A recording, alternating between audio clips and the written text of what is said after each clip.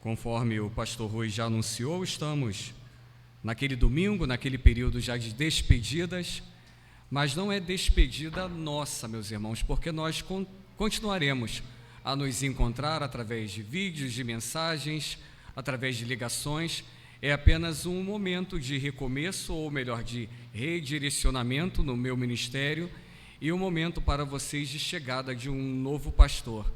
E é curioso que esse momento final se assemelha ao meu momento de chegada aqui, porque quando um pastor chega numa nova igreja, ele chega muito motivado, e muitos pensam que o pastor sai de uma igreja desmotivado. Pelo contrário, eu estou saindo ou encerrando esse ciclo aqui da mesma maneira como cheguei, feliz e motivado. E a minha história aqui, muitos aqui já sabem, não começou nesse ciclo pastoral. Aprove o Senhor ainda quando eu era diácono na igreja de Éden, através de um convite que foi feito pelo seminarista Flávio. Era um seminarista do 3º ano, hoje já pastor, e o seminarista Flávio me fez um convite para que eu pudesse vir até a congregação aqui, que era a congregação da igreja de Éden, a qual todos nós aqui éramos membros, para ali auxiliar no trabalho. E através de muita relutância eu disse para ele: mas poxa, eu estou aqui em Éden, eu sou diácono aqui. Ele falou: mas meu irmão, você pode também ser diácono lá. E foi muito bom esse convite, que eu não sabia, mesmo já tendo chamado ministerial. Deus já havia me chamado para o ministério pastoral. Deus me chamou em 2000, eu entrei na igreja em 98, Deus me chamou em 2000, e quem diria, quando chego na congregação, lá na rua Eurico Guimarães Neves, naquela propriedade, na lojinha, como assim falávamos, em 2001, ali, Deus, através da vida dos irmãos, iria iniciar o processo e o desenvolvimento da minha vocação ministerial. Aprove o Senhor que eu não fosse enviado naquele momento para o seminário. Passei alguns anos ali com os irmãos. Me casei no ano de 2007 e fui morar em Nilópolis. E no ano de 2009 fui transferido para a igreja de Mesquita. No ano de 2010 ingressei no seminário teológico. Em 2014 termino o seminário e em 2015, logo em janeiro, sendo ordenado e designado como pastor auxiliar em Mesquita. E de repente o telefone toca, o pastor Jackson me fazendo o seguinte convite: ele está indo para São Paulo e precisava de alguém que tivesse uma filosofia pastoral que se identificasse com a igreja de Vila Norma. E ele pensou que talvez eu fosse esse pastor para vir para cá. E mais uma vez, assim como aconteceu com o pastor Flávio, eu disse: mas eu estou bem aqui em Mesquita, está tudo caminhando bem. E eu não sabia que mais uma vez, pela segunda vez, Deus ia usar essa igreja novamente para o desenvolvimento do meu ministério. Lá atrás, na rua Eurico Guimarães Neves, ainda como, nem candidato, eu era ainda, como é que a gente usa o termo quando como é que é, Sandro, quando alguém é candidato a candidato? Aspirante a candidato. E a igreja me abençoou. E depois, no meu início de ministério, eu agora retorno para Vila Norma, e Vila Norma é a minha primeira igreja, porque até então eu era pastor auxiliar. E eu venho para essa igreja e inicio aqui, vou usar essa expressão, tá? Carreira solo. E chego aqui nessa igreja com grandes desafios. Enfrento uma pandemia aqui nessa igreja. E muitos outros desafios. Meus irmãos, foram 7 anos, eu falava aqui de manhã, abençoadores, de lutas intensas, de perdas, de ganhos, mas de muito aprendizado.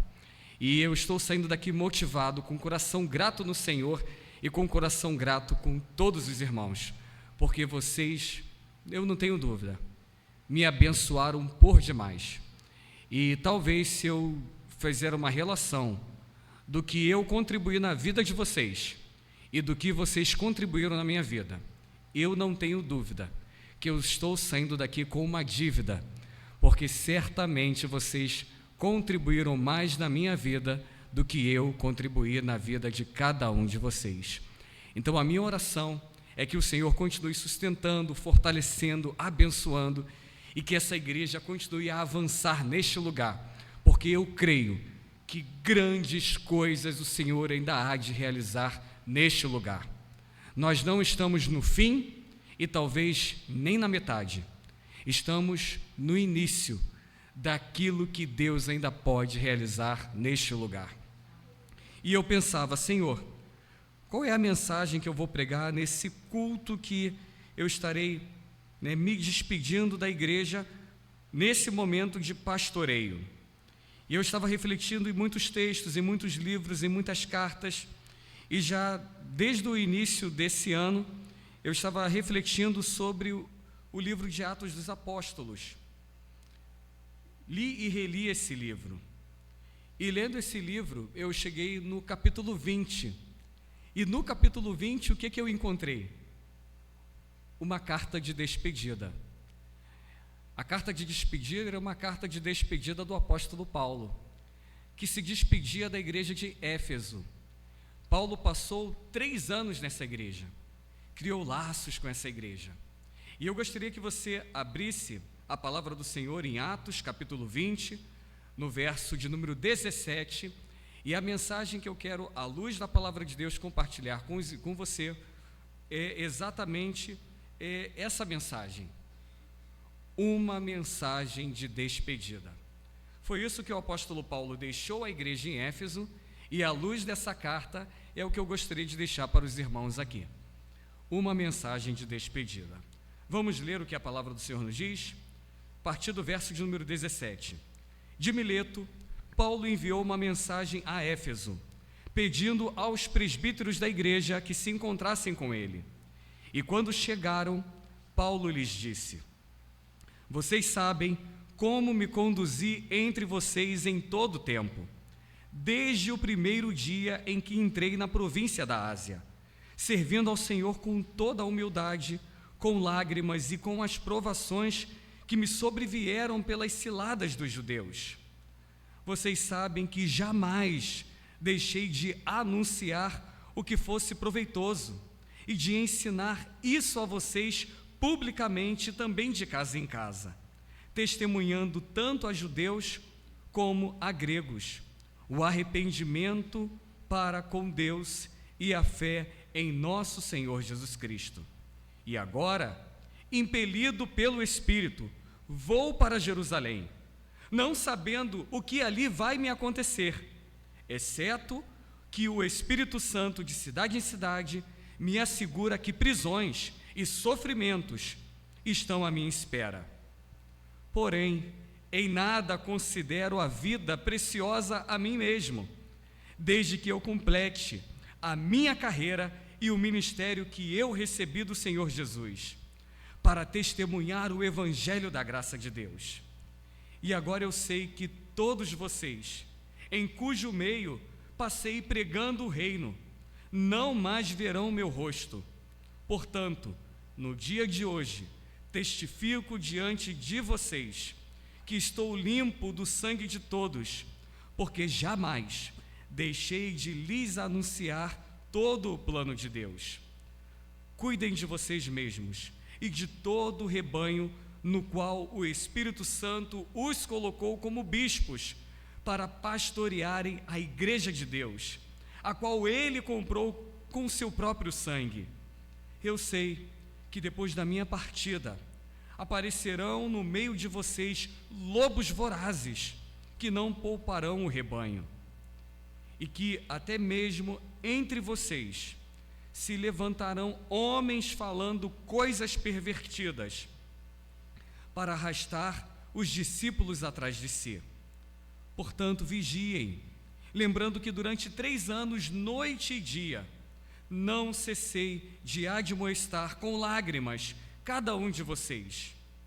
Agora, pois, eu os entrego aos cuidados de Deus e à sua palavra da graça, que tem poder para edificá-los e dar herança entre todos os que são santificados. De ninguém cobicei prata, nem ouro, nem roupas. Vocês mesmos sabem que estas minhas mãos serviram para o que era necessário a mim e aos que estavam comigo. E em tudo tenho mostrado a vocês, trabalhando assim, é preciso socorrer os necessitados e lembrar das palavras do Senhor Jesus. Mas bem-aventurado é dar do que receber. Palavra do Senhor. Queridos irmãos, que palavra pastoral de Paulo, que mensagem de despedida afetuosa, que encontro singular que ele teve com esses irmãos presbíteros da igreja em Éfeso.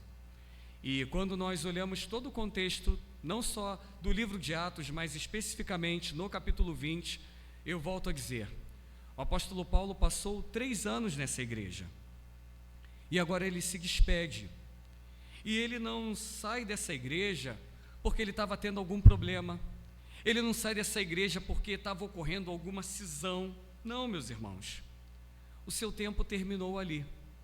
Ele havia assumido um compromisso com os líderes de Jerusalém, que ele seria enviado para pregar o evangelho para os gentios. E me chama muita atenção, meus irmãos, porque eu me identifiquei muito nesse texto, porque antes do apóstolo Paulo partir, quando nós folheamos o próprio capítulo 20, lá no início, ele vai iniciar uma mobilização missionária. Ele vai visitar umas igrejas lá na Macedônia, lá em Acácia. Ele vai levantar algumas ofertas entre esses irmãos para que ele pudesse ser enviado numa nova missão, a qual o Senhor o designara.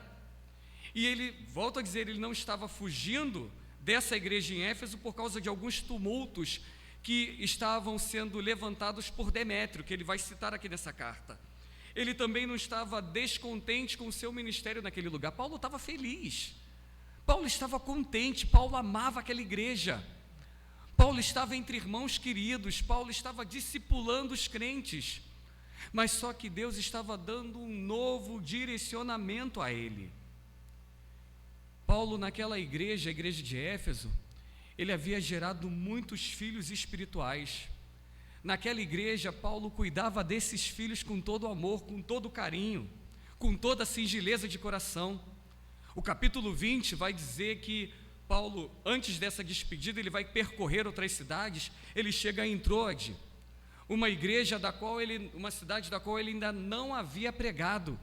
E naquela cidade ele prega pela primeira vez, e aquela igreja também realiza um culto de despedida para ele. E aí ele sai de Troade, ele desembarca na cidade de Mileto. E é exatamente esse contexto aqui que nós acabamos de ler, que ele vai se despedir dessa igreja. Apenas 3 anos. E que laços profundos, meus irmãos, foram cultivados naquele lugar.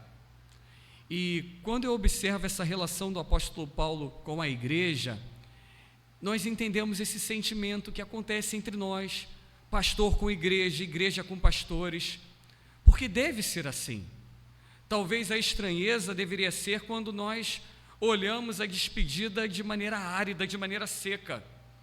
E seria muito ruim para uma igreja quando simplesmente bota o pastor para fora à base de pontapés, e isso infelizmente acontece em muitos lugares. É ruim às vezes quando o pastor vai embora simplesmente com os laços rompidos com a igreja, e isso já aconteceu também no nosso contexto, e infelizmente continua a acontecer. Mas o natural é essa despedida afetuosa, de um relacionamento que é marcado através do amor de Cristo, um relacionamento que é marcado através de uma igreja que acolhe a liderança, e de uma liderança que ama a igreja, porque entende que a igreja é o corpo de Cristo, e a igreja foi dada a nós para nós amarmos a igreja, para cuidarmos dela, para exortar, para corrigir, porque esse é o papel da liderança. E exatamente, meus irmãos, essa declaração que o apóstolo Paulo faz aqui nessa carta. Então, essa mensagem de despedida, nós vamos pelo menos observar 3 pontos sendo destacados aqui. O apóstolo Paulo, ele olha para trás, para o passado. O apóstolo Paulo, ele olha para o presente. Mas o apóstolo Paulo, ele também, nessa carta, nessa despedida, ele lança o seu olhar para o futuro. E a primeira coisa que eu gostaria de chamar a atenção dos irmãos é quando ele relembra o passado. Olhem nos versos 18 ao verso 21 aí no texto. O que Paulo está enfatizando aí é exatamente a fidelidade do Senhor. E quando chegaram, Paulo lhes disse: vocês sabem como me conduzi entre vocês em todo o tempo, desde o primeiro dia que entrei na província da Ásia. Ele relembra a chegada: olha, eu servi ao Senhor com toda humildade, com lágrimas e com as provações que sobrevieram pelas ciladas dos judeus. Vocês sabem que jamais deixei de anunciar o que fosse proveitoso e de ensinar isso a vocês publicamente também de casa em casa. E aí no verso 21, testemunhando tanto a judeus quanto a gregos o arrependimento para com Deus e a fé em nosso Senhor Jesus Cristo. Sabe o que Paulo está dizendo aqui? Que o compromisso dele não era apenas, meus irmãos, com aquela igreja. O compromisso dele não era com os presbíteros em Éfeso, mas o compromisso dele era com o próprio Deus. Meus irmãos, o compromisso do líder, do pastor, não é com a obra de Deus, mas é com o Deus da obra.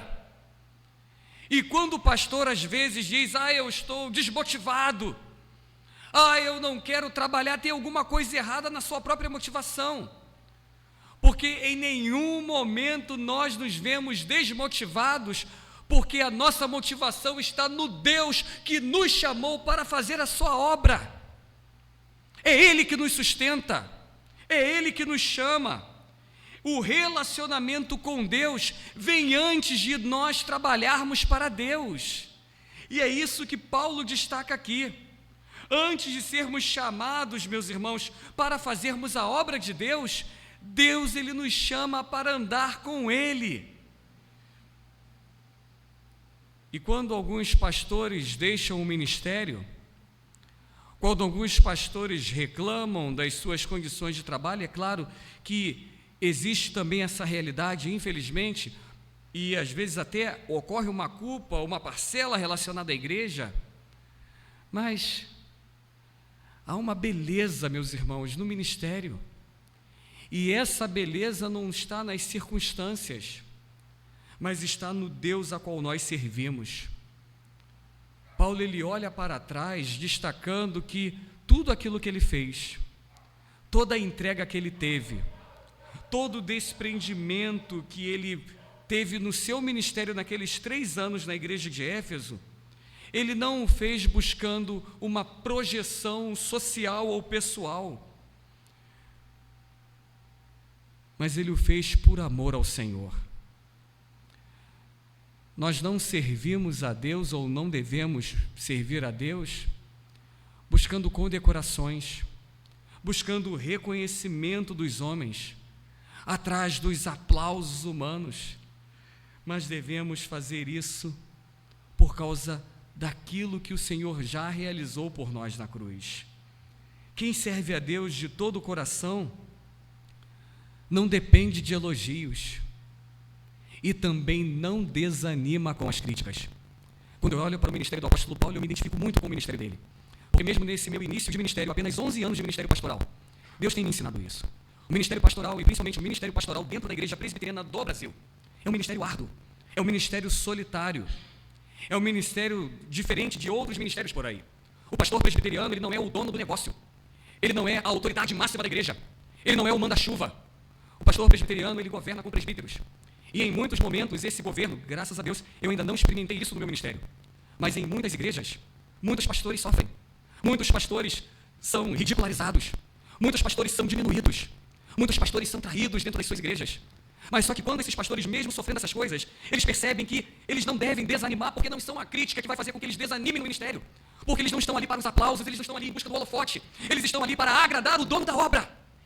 É essa lembrança que o apóstolo Paulo traz na despedida aos presbíteros.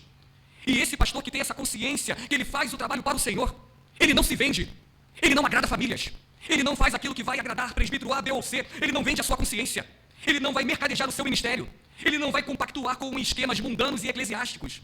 E infelizmente, meus irmãos, o meio evangélico brasileiro está mergulhado em escândalos, pastores que estão vendendo a sua alma em troca de favores, pastores mergulhados na política suja, pastores envolvidos no baixo escalão ministerial, pastores que estão no cabresto de Satanás, porque estão vendendo aquilo que é mais precioso, a sua honra, para obter vantagens eclesiásticas. Por isso que no texto, Paulo ele vai chegar a comparar Judas, que vendeu Jesus por míseras moedas de prata, Demas, que ficou cego com os holofotes do mundo e abandonou as fileiras da santidade. E isso acontece no ministério de muitos irmãos nossos. pastores que são seduzidos pelo dinheiro, pastores que são seduzidos pelo poder, pastores que são seduzidos pela fama, e em vez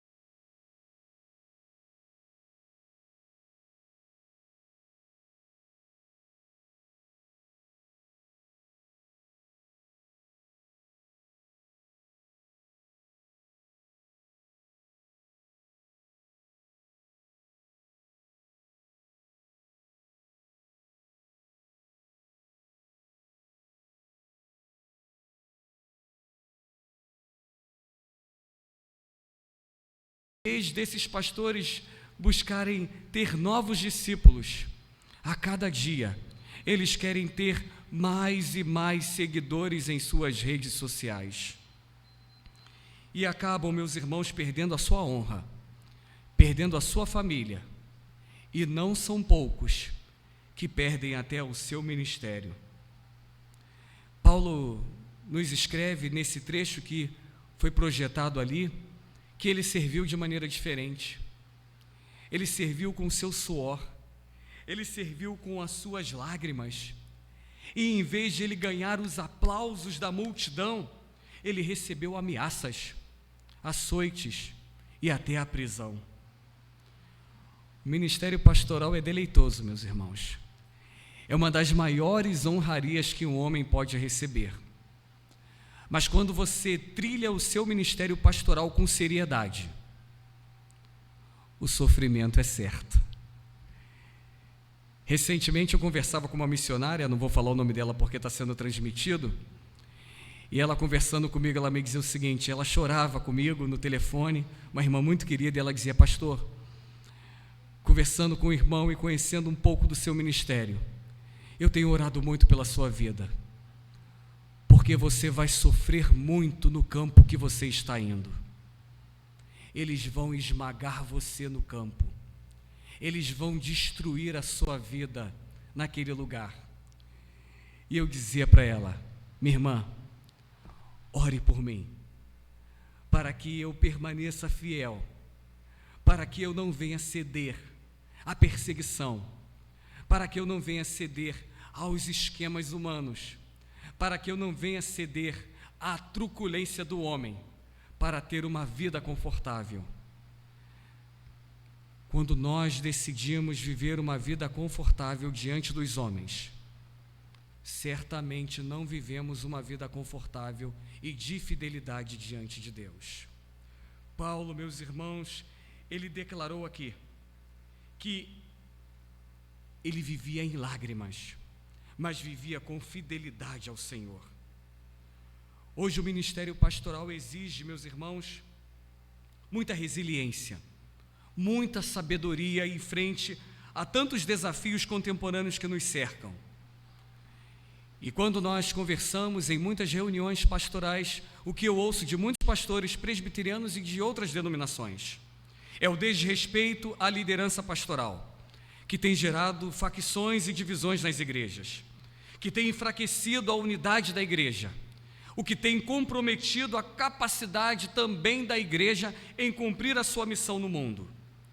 Outra reclamação que eu tenho recebido de muitos pastores é a desvalorização do ministério pastoral, que tem levado muitos pastores no Brasil e no mundo ao esgotamento físico, mental e espiritual, ao prejuízo não apenas do bem-estar do pastor, mas também na eficácia do seu ministério.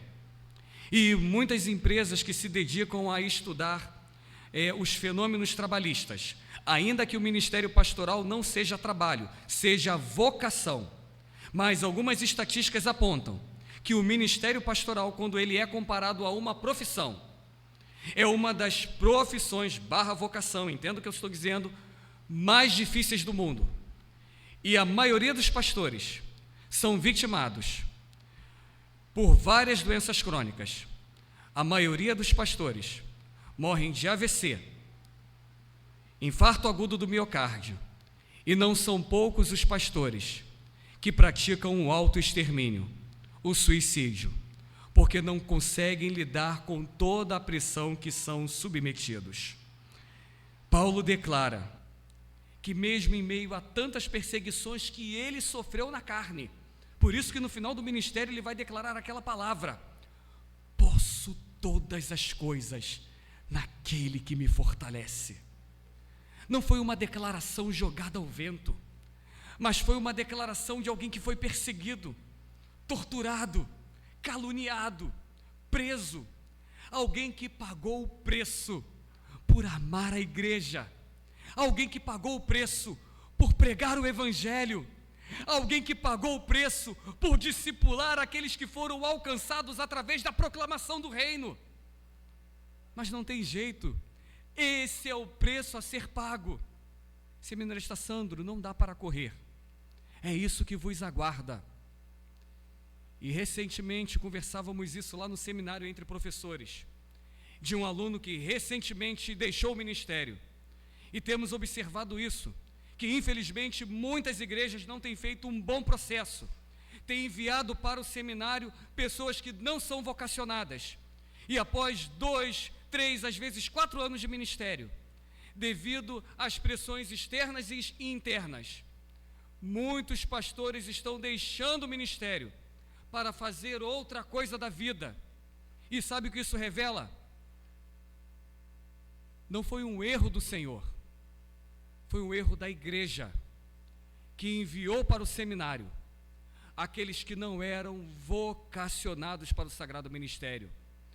Porque aqueles que são vocacionados, eles vão resistir, eles vão perseverar, e eles vão até o fim.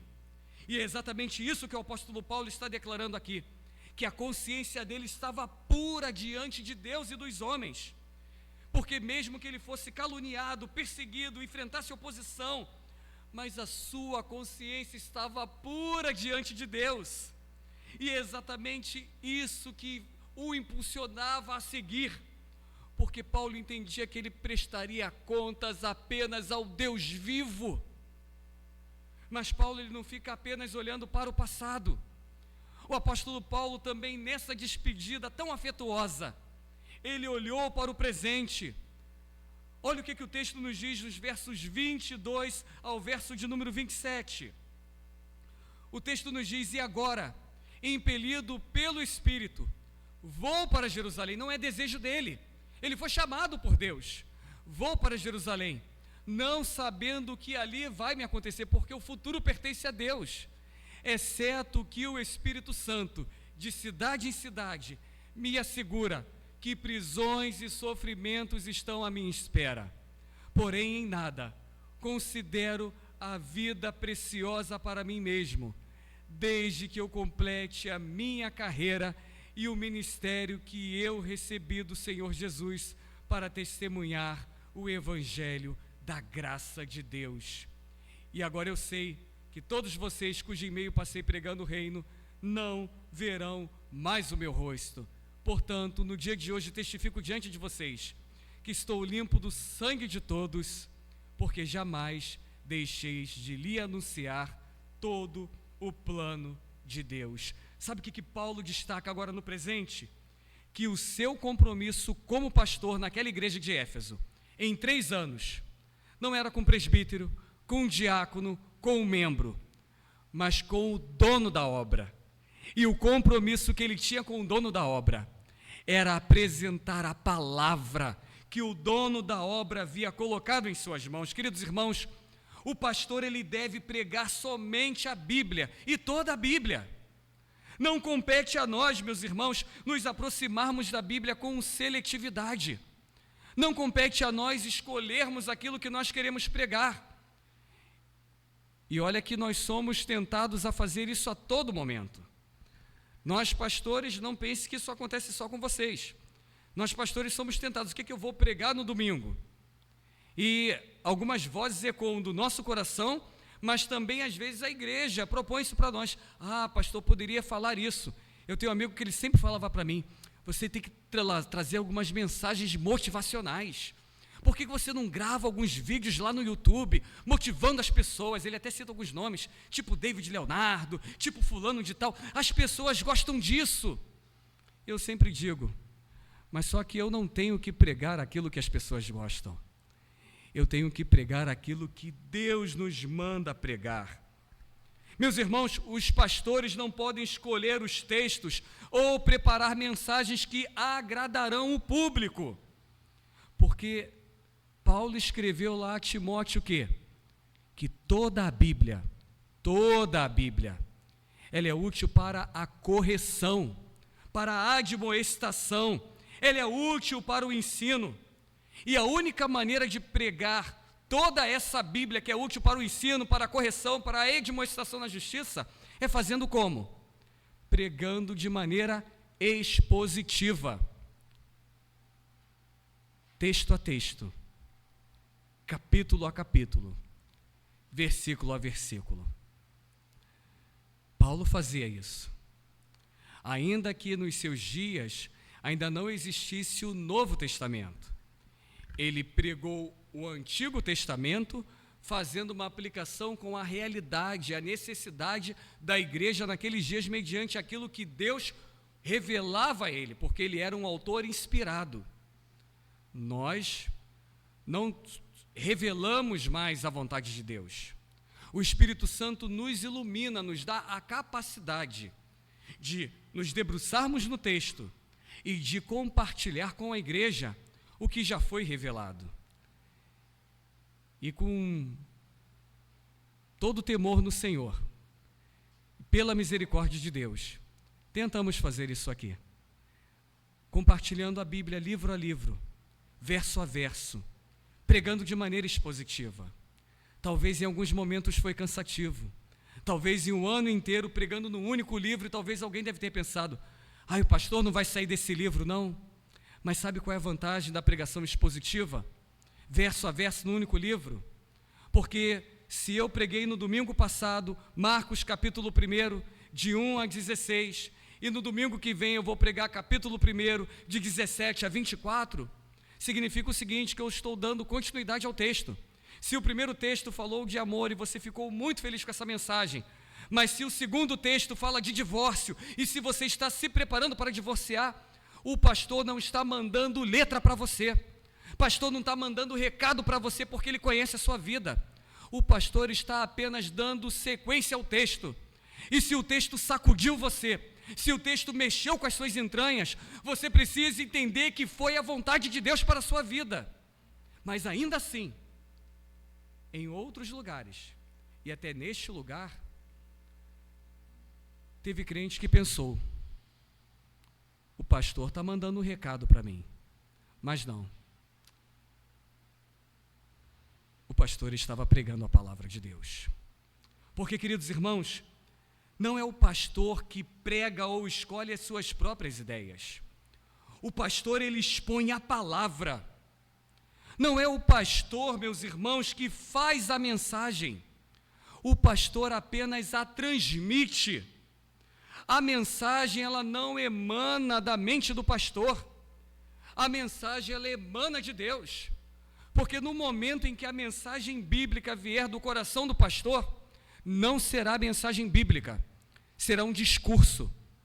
E ninguém vai à igreja para ouvir o discurso do pastor. Nós subimos à casa do Senhor para ouvir o que Deus tem a dizer através das Sagradas Escrituras. Deus, ele não tem compromisso com a mensagem do pregador. Deus, ele tem compromisso apenas com a sua palavra. Paulo estava falando exatamente sobre isso no presente. O compromisso dele era com a palavra de Deus. E Paulo pregava o arrependimento e a fé. Paulo pregava a salvação e a salvação em Cristo. Infelizmente, irmãos, muitos pastores perderam essa paixão que Paulo tinha. Muitos pastores perderam esse sentimento evangelístico.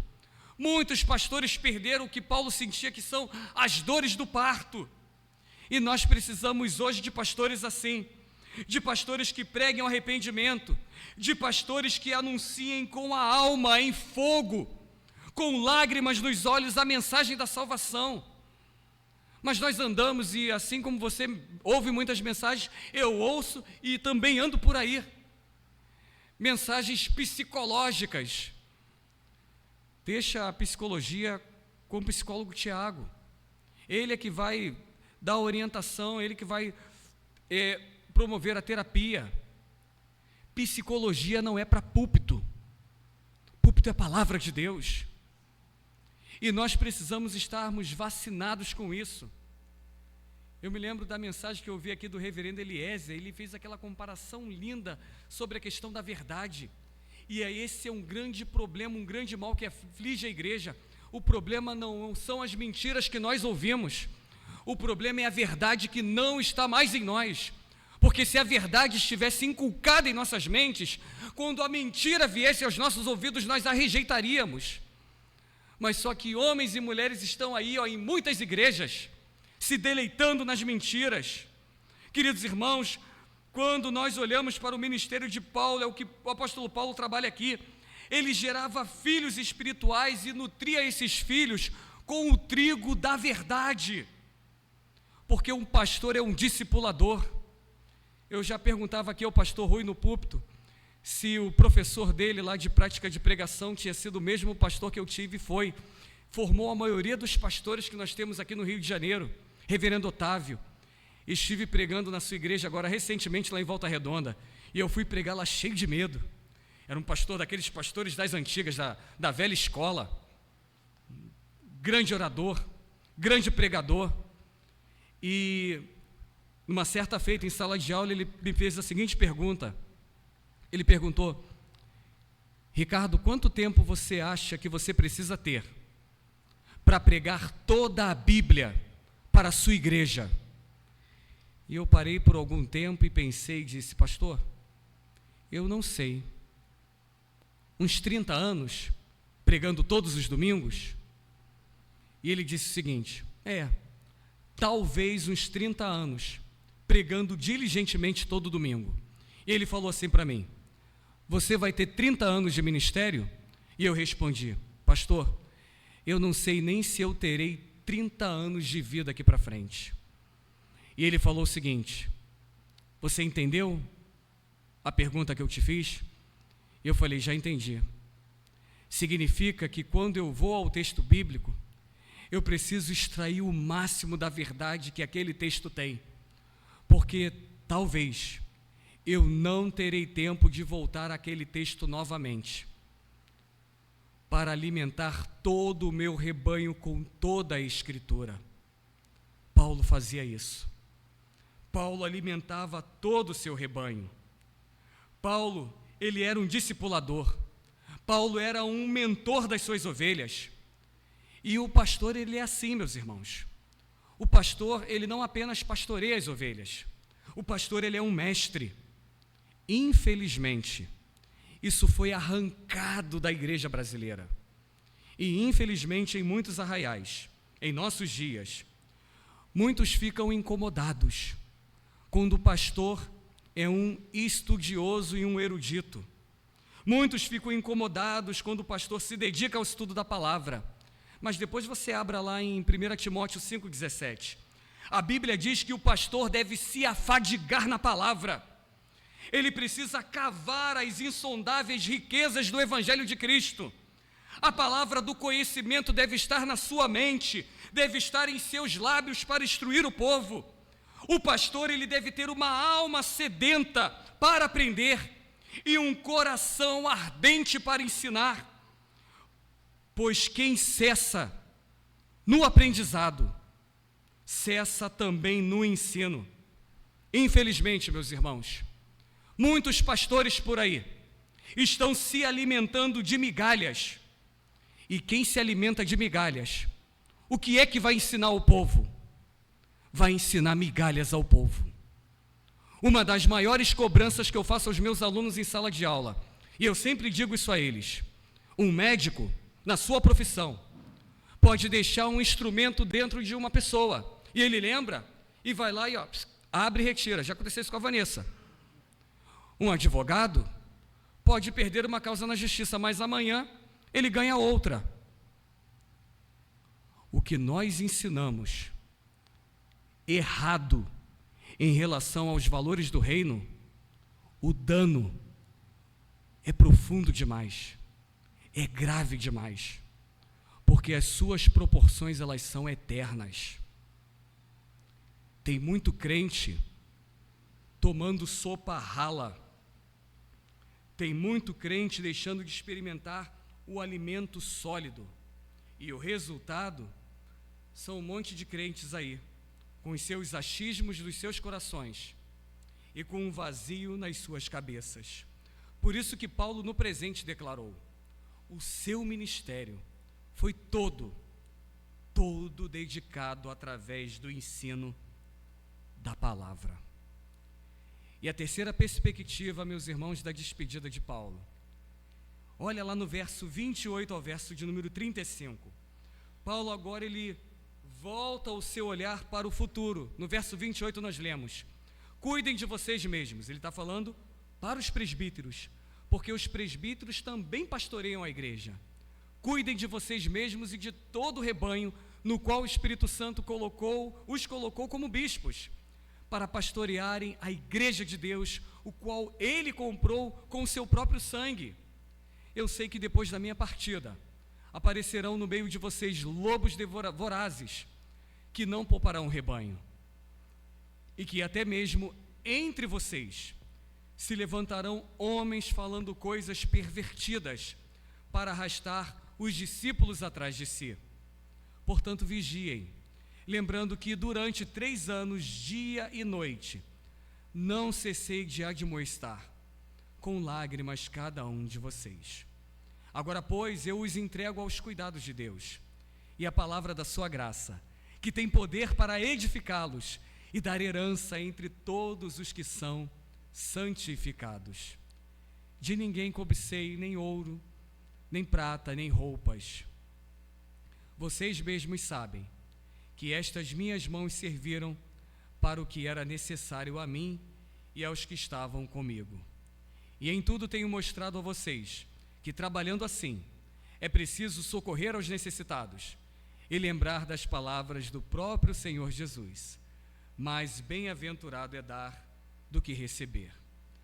Paulo, já no finalzinho, já encerrando a despedida, ele adverte sobre os perigos que seriam enfrentados na igreja.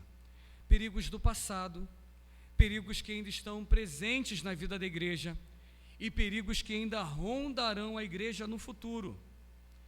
Mas ele também inicia aqui a sua fala, destacando que o pastor precisa estar com a plena consciência daquele que o constituiu para pastorear a igreja, daquele que o constituiu o presbítero para ser presbítero, e permita-me aqui incluir também os diáconos que são oficiais da igreja, daqueles que também instituiu vocês como diáconos. Nós não fomos ordenados pastor, presbíteros e diáconos por manobra política, por camaradagem cristã. E se isso aconteceu, entregue o seu mandato, porque isso é conspiração contra Deus. Nenhum pastor deve ser imposto. Infelizmente, isso acontece em alguns ministérios aí fora, onde os homens se levantam e dizem: agora eu sou o pastor. E aí olha para o colega do lado e diz: você é meu parceiro, meu parça, meu companheiro, agora você é pastor também. Não é o homem que chama pastor, é Deus que chama pastores. Não é o homem que chama presbíteros, é Deus que chama os presbíteros. Não é o homem que chama diáconos, é Deus que chama diáconos. A nossa igreja, ela pratica isso muito bem.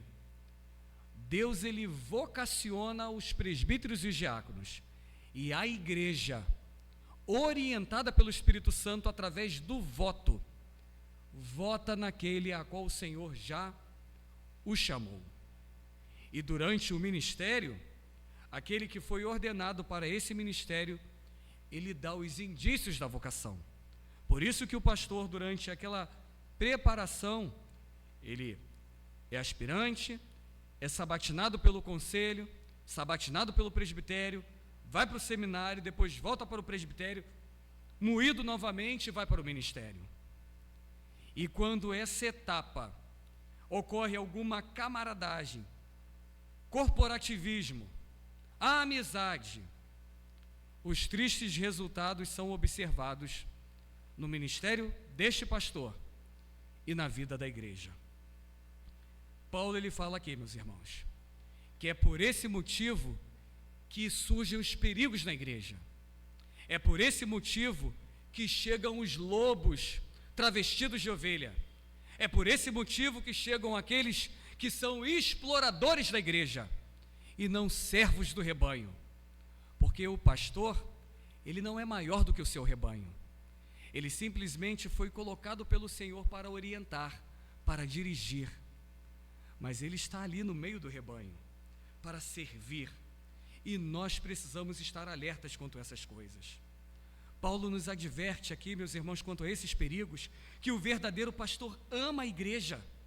O verdadeiro pastor, ele trata as ovelhas de Cristo como a noiva do Cordeiro, como a menina dos olhos de Deus. E quem fere o corpo está ferindo a igreja. Eu fico muito incomodado quando vejo dentro da igreja pessoas dizendo que amam a Jesus e ferindo o corpo de Cristo. Me desculpe, não amam a Cristo, porque quem ama a Cristo não promove divisão, quem ama a Cristo não promove dissensões, e quem coloca um crente contra o outro, pode até falar como crente, pode até cantar como crente, mas não é crente. E Paulo alerta aqui, dizendo que os lobos estão do lado de fora, aguardando a oportunidade para atacar o rebanho, para devorar as ovelhas. E o pastor, com os presbíteros, são os guardiões do rebanho. E aí eu me lembro de Davi, que lutou com o urso, que lutou com o leão, que protegeu o rebanho do Senhor, tipificado ali com as ovelhas que ele pastoreava. E ele estava pronto a dar a sua vida, ele estava pronto a ser abocanhado pelas presas assassinas daqueles devoradores, em prol da ovelha. Por isso que eu disse, pastor de verdade não se incomoda com as críticas, não se incomoda com as chibatas, não se incomoda com os dados inflamados e as setas que caem sobre ele, porque esse é o nosso papel, nos abrigarmos sobre o rebanho, e nós que apanhamos, nós que recebemos a ofensa, nós que somos caluniados, no lugar de vocês. É o nosso papel, é o nosso chamado, é o nosso ministério. E fazemos isso com alegria, porque foi para isso que o Senhor nos chamou. Mas Paulo aqui adverte aos presbíteros dizendo e alertando desse perigo, que não é apenas um perigo de fora, mas um perigo que vem de dentro. Por isso que ele fala aqui no verso de número 30, que alguns se levantarão no meio da igreja, declarando coisas perniciosas e arrastando atrás de si os discípulos. Já passei por isso no meu ministério. Paulo está dizendo que há lobos vestidos de peles de ovelhas dentro da igreja. E é por isso que o pastor precisa ser zeloso no ensino. É por isso que nós precisamos ser zelosos na disciplina da igreja, não dando guarida, nem dando chance para que os oportunistas se infiltrem na igreja. E aí Paulo encerra esse bloco falando da sua relação pessoal com o dinheiro. E, meus irmãos, fazendo um adendo aqui, esse é um ponto muito importante do ministério pastoral. Por isso que hoje pela manhã eu falei um pouco sobre isso. E é muito importante no momento de transição pastoral, nós sempre observarmos isso. Graças a Deus a transição pastoral aqui foi muito bem conduzida pelo conselho desta igreja. mas eu sempre converso com muitos conselhos. Recentemente, 3 igrejas entraram em contato comigo, comunicando que estavam em transição pastoral. Uma igreja no Mato Grosso do Sul, uma igreja no Mato Grosso, 4 igrejas, e 2 igrejas aqui no Rio de Janeiro. E eu orientei o conselho dessas igrejas na transição pastoral. E, infelizmente, muitas igrejas, quando fazem transição pastoral, o que elas dizem? Botam um letreiro dizendo, precisamos de pastor. E aí anunciam qual vai ser a côngrua, anunciam o que elas oferecem, e aí, chove de pastores naquela igreja. E sabe quais são as reclamações que eu ouço dessas igrejas? Pastor, estava tudo bem. O pastor era uma bênção. Só que depois de um ano, agora está isso aí. Não, meus irmãos, o pastor nunca foi uma bênção, mas só que houve um problema.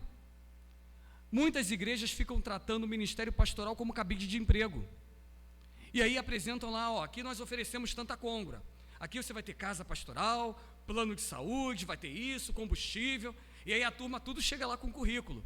Pregam o melhor sermão, dão o melhor estudo, dá beijo na testa das crianças, e aí a igreja fica apaixonada pelo pastor.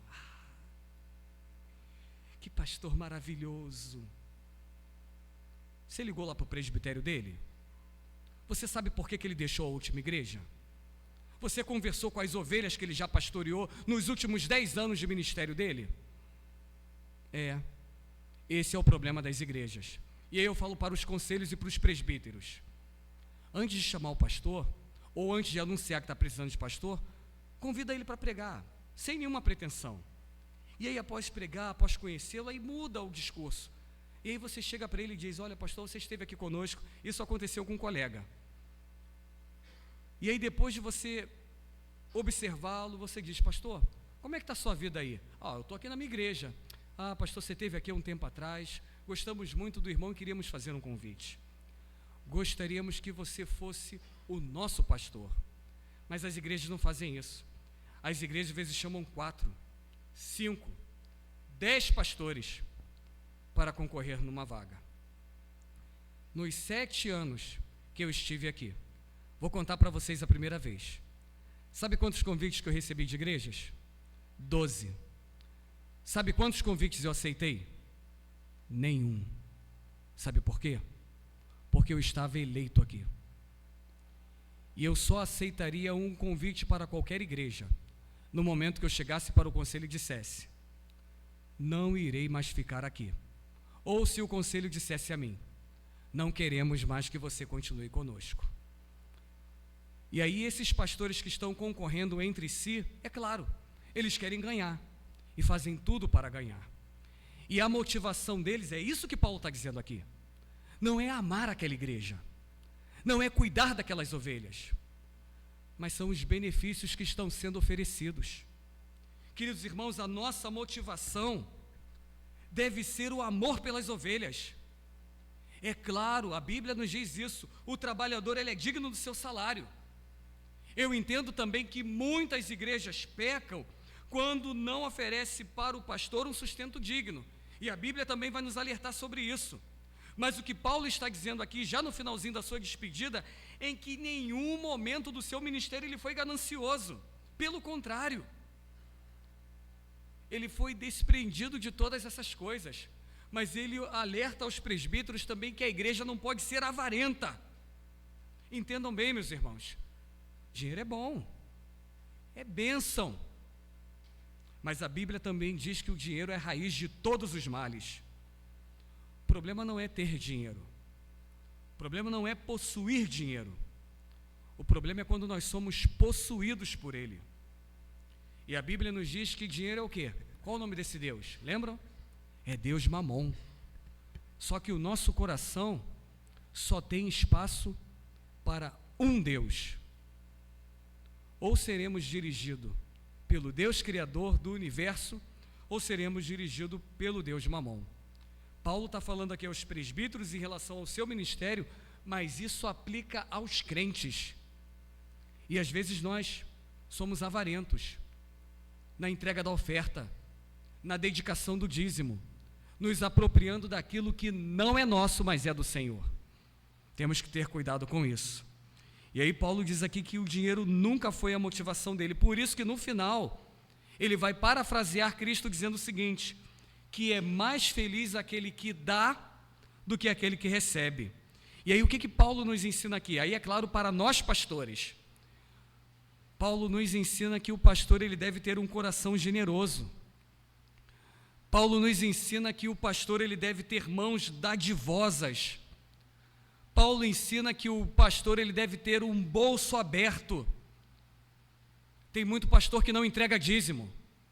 Tem muito pastor que não oferta na obra. Tem muito pastor que não tem e não se dedica a fins piedosos. E se o pastor não tiver o hábito de ajudar pessoas, ele não vai ensinar o seu rebanho a ser generoso. Se o pastor não for dizimista, ele não vai ensinar o povo a ser dizimista. Isso se aplica aos presbíteros e isso se aplica aos diáconos. Se o pastor não for fiel, a igreja não vai ser fiel. Se o pastor não ofertar, se o presbítero não ofertar, se o diácono não ofertar, por isso que na despedida ele está falando isso aqui com os presbíteros, a igreja não aprenderá a ofertar. Porque o pastor, presbíteros e diáconos é o exemplo da igreja. Meus irmãos, Paulo estava se despedindo dos irmãos, mas ainda assim, na despedida deu um puxãozinho de orelha na turma. E eu já quero concluir essa breve e longa mensagem, conforme Paulo aqui conclui. Nós não lemos aqui, mas ele vai concluir nos versos 37 e 38, e era uma carta de despedida, que provocou um encontro numa praia, e como qualquer despedida, ela termina de maneira afetuosa. Olha lá, então houve grande pranto entre todos, o pastor Paulo e os seus presbíteros e seus líderes, e abraçando Paulo, o beijavam, entristecidos. Olha que lindo, não é porque ele estava indo embora, entristecidos especialmente pela palavra que ele tinha dito, que não mais veriam seu rosto. Eles o acompanharam até o navio. Queridos irmãos, os presbíteros o beijaram e o abraçaram no local público, lá na praia, conforme eu disse. E sabe o que me chama a atenção aqui, nessa despedida? Eles não negaram as suas emoções, eles não esconderam aquilo que eles estavam sentindo. E às vezes na nossa relação como igreja, às vezes nós somos mais durões, né? Eu às vezes sou durão, mas às vezes em muitos momentos eu choro. Às vezes eu choro até quando estou vendo um filme em casa. Às vezes eu choro até com uma notícia que eu estou vendo no noticiário ali e toca no meu coração. E aqui no texto acontece isso, meus irmãos. Eles não negaram as emoções que eles estavam sentindo naquele momento. E aí eu penso que às vezes na igreja, a maior necessidade de alguém, talvez não seja ver um belíssimo coral cantar, se apresentar numa cantata de Natal, mas talvez a necessidade de alguém que entrou por aquela porta é receber um abraço afetuoso.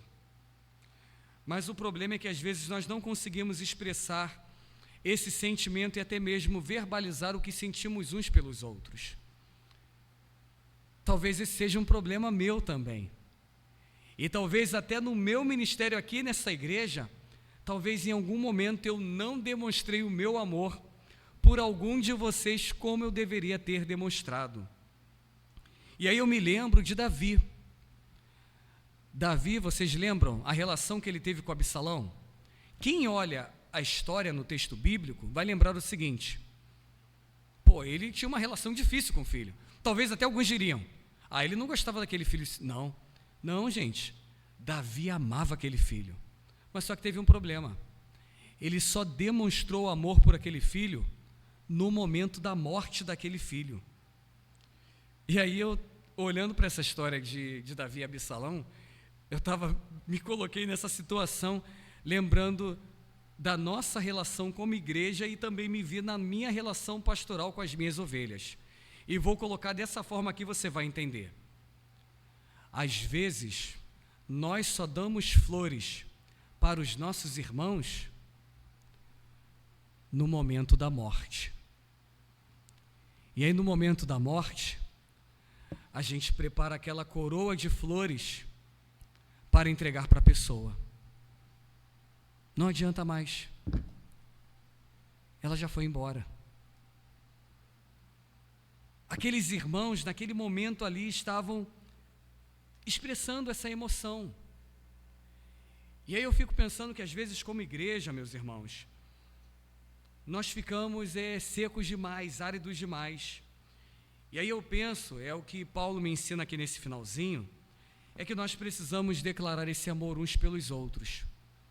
Que nós precisamos aprender a valorizar as pessoas enquanto elas ainda estão entre nós. E vocês já perceberam que até na igreja presbiteriana temos esse hábito.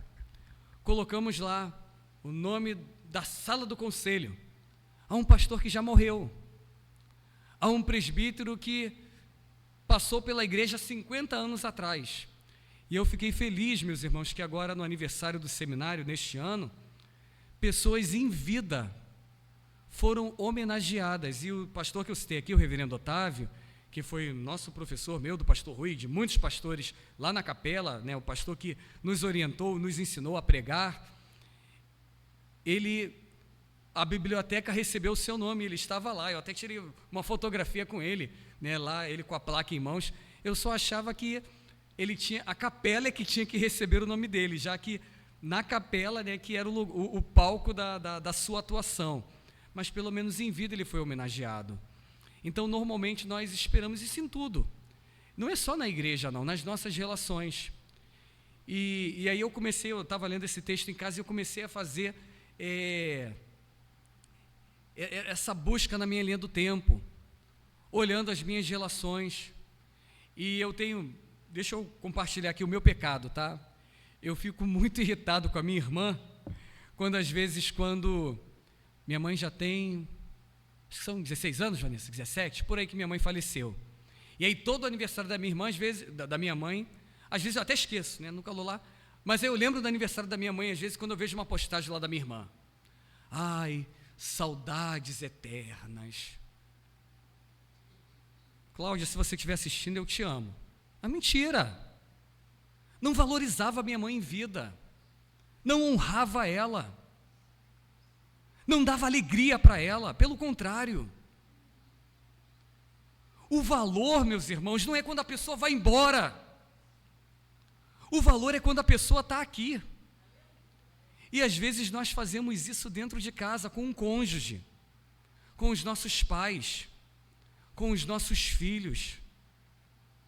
Quantas mães que a gente vê aí na nossa sociedade que choram no cadáver do filho, depois que ele foi morto, vitimizado pela sociedade, mas as mesmas mães que não tiveram amor suficiente para repreendê-los no momento em que eles precisavam ser freados e disciplinados.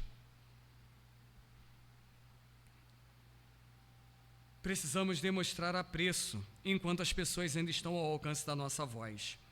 Então, o final da despedida de Paulo aqui, na igreja de Éfeso, nos ensina exatamente isso, essa força terapêutica do amor, o amor de Cristo, que foi entregue à igreja, o amor de Cristo, que permeia as nossas relações. E essa mensagem, eu vendo em casa, em alguns pontos aqui, sacudiu meu coração, mexeu comigo em alguns pontos aqui. Eu falei: ai, Senhor, tem misericórdia do teu servo. Meus irmãos, tem misericórdia do vosso pastor. Porque quando eu olho aqui, porque Paulo expressa aqui, quantos pontos eu vejo aqui que eu não atendi? Quantos pontos eu vejo aqui falhos no meu ministério nesses 7 anos aqui? Talvez alguns aqui acertos, conforme o apóstolo Paulo coloca: diligência na palavra, apresentar a verdade bíblica, amar a igreja com intensidade, não ter sido ganancioso em nenhum ponto relacionado às finanças. Mas em tantos outros aqui, o apóstolo Paulo me ensinou o quanto preciso melhorar no Senhor. Mas há esperança para nós. Deus, Ele continua nos moldando. Deus, Ele continua nos dando a oportunidade de sermos melhores. A vida continua. O ministério ainda não terminou em Vila Norma para os irmãos. O meu ministério em Angola, se Deus permitir, que ainda não cheguei lá, e a palavra final é dele. Se não for em Angola, em outro lugar, de acordo com a vontade dele para nós. Mas em tudo, seja aqui ou acolá, façamos para o Senhor. E lembre-se, não trabalhamos para agradar o homem, não fazemos a obra pela obra, mas fazemos a obra pelo dono da obra. Essa foi a mensagem de despedida do apóstolo Paulo. E essa também, meus irmãos, é a minha mensagem de despedida. Que Deus assim nos abençoe, que o Senhor nos guarde, que o Senhor continue fortalecendo essa igreja. E, meus irmãos, entendam isso. Não há nenhum de vocês, nem os que aqui estão, nem os que partiram, nem os que foram recolhidos pelo Senhor, que eu não tenha amado neste lugar, que eu não tenha orado e que eu não tenha me dedicado aqui no meu ministério. Todos eu amei, todos eu me entreguei, e reconheço que poderia ter feito mais e não fiz. Tenho muitas dificuldades, irmãos, me perdoe por isso. Tenho muitas mazelas, mas eu procurei fazer tudo aquilo que estava ao meu alcance, porque antes de fazer aos irmãos, tudo que fiz foi para Cristo, e fiz para Cristo de todo o coração.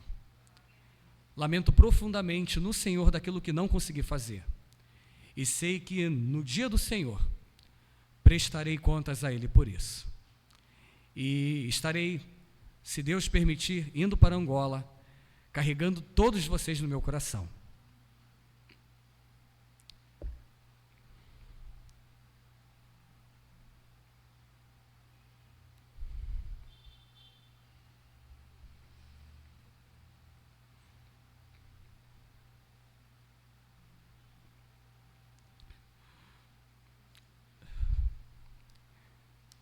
Sentirei uma falta enorme dos irmãos, mas estarei intercedendo por todos lá.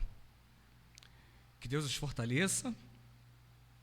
Abracem um pastor Benjamin, como vocês me acolheram aqui com alegria, e eu me recordo em cada momento a alegria e o amor que vocês deram ao pastor Jackson, o momento de transição e de dificuldade da chegada de um novo pastor, as desconfianças, de um pastor mais jovem chegando aqui, e ainda assim vocês tiveram paciência, me acolheram, um pastor inexperiente, um pastor que não sabia pastorear, e ainda não sei, e ainda assim vocês foram cuidadosos, zelosos e caminharam comigo. Sou grato por isso.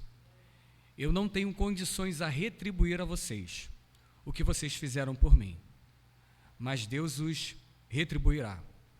Então, de todo o meu coração, meus irmãos, que Deus os abençoe, que Deus vos guarde, e no que vocês precisarem, mesmo geograficamente distante, mas em espírito, estaremos presentes. E naquilo que vocês precisarem, podem contar comigo, podem contar com a Vanessa, e não tenho dúvida, poderão também contar com a Vitória. Que Deus assim vos abençoe.